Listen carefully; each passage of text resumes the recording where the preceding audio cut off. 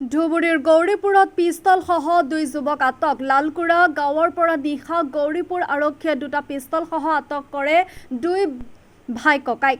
আটকাধীন যুৱক দুজন ক্ৰমে মকবুল আলী আৰু মকছদ আলী। ধুবুৰী জিলাৰ গৌৰীপুৰ আৰক্ষীয়ে নিশা এক গোপন খবৰৰ ভিত্তিত লালকুৰা গাঁৱত অভিযান চলাই ধৃত যুৱকজনৰ ঘৰৰ ট্ৰাংকৰ পৰা দুটা হস্তনিৰ্মিত পিষ্টলসহ আটক কৰে দুই ভাই ককাইক।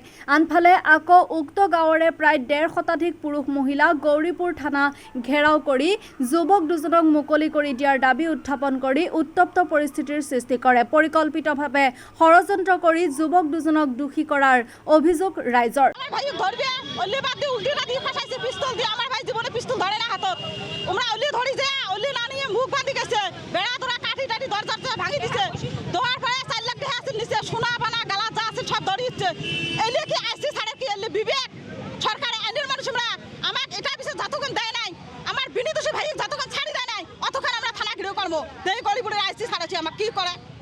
ল'ৰা কান্দিছে এইটোতো সেই ড্ৰাগছো নাখায়, এইটো পিস্তলৰ ব্যৱসায়ও নকৰে।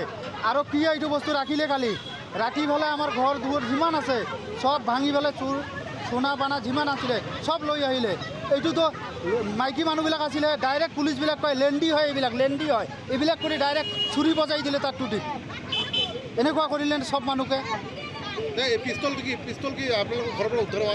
আমাৰ ঘৰৰ পৰা উদ্ধাৰ হৈছিলে, তাৰ মানুহে ৰাখিছিলে, আমাক ঘৰত সোমাব দিয়া নাই। এইটো আৰক্ষীৰ মানুহে এইটো ভিতৰত নিজে সোমাই পেলাই নিজে থুই পেলাই নিজে ভিডিঅ' কৰিলে, আমাৰ মানুহ যাব দিয়া নাই। কোন জাগাৰ পৰা? এইটো দুইটাই আছিলে, গৌৰীপুৰ বালাজন দুইটাই আছিলে।